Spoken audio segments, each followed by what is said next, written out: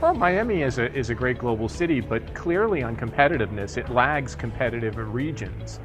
It's experienced some level of firm growth, and it has become a center for startup companies due to the activities of the Knight Foundation in building an entrepreneurial ecosystem. That Miami still remains at the bottom of the pack in terms of major metro areas, in terms of firm size. So Miami, the average firm is about 11.27 people. That's well lower than most of the other cities. In fact, it's actually the lowest of the major 53 metro areas.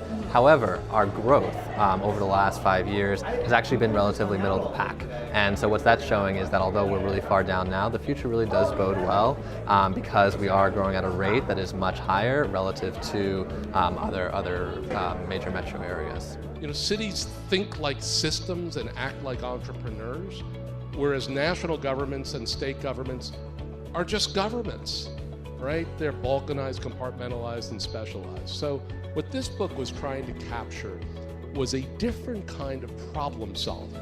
Okay, you look up and somehow we have this representative democratic institutions, the president, the Congress, who are actually, they're solving the problems. And because it was mid-20th century when this federal government just ballooned up, right? It tended to be highly specialized, compartmentalized, and bureaucratic. So if you had a transportation problem, you had a Department of Transportation, and a Department of Energy, and a Department of Education, a department for whatever the problem is. But that's not how the world works. We try and make sure that we provide what we call just knowledge upgrades for our members and other stakeholders. So to have an economic roundtable a couple times a year is something that's pretty important. Most of them are just presenting a lot of data, right? Charts and graphs about economic trends. And what we have here is an opportunity to really bring two of the thought leaders in terms of what's happening in urban communities like Miami to our membership and to share ideas and thoughts that go beyond just data. And the other thing cities have is they have civic power. I mean, what your organization is representative of civic power, right? A place where leaders of corporations, universities, philanthropies, and government can come together and co-govern and co-problem solve. That's who we are.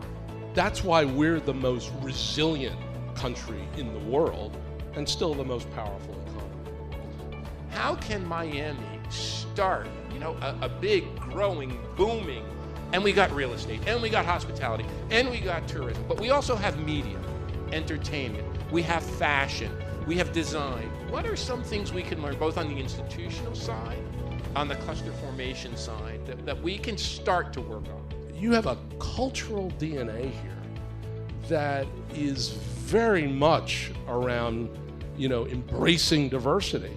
On the public side, we generally have just focused on taxes, right? Which is really only one tool in the toolbox. The Northern Europeans, the Singaporeans, the Hong Kongians, as they call themselves, I mean, what they have focused on is the value of what the public owns. You do need a functioning national government, or minimally functioning. I mean, I'd go for minimal, do less better. This is not fake news.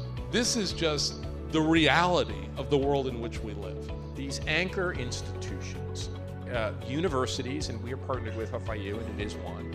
You don't build transit just to move people around. You build transit to create a different development pattern. That's what smart transit does. This other young professional culture, creative talent, has been slow to mature, but it is rapidly expanding. It's almost like an explosion. It's something about Americans and our commitment to place and wanting to make place better and wanting to problem solve, right? That makes us quite distinctive.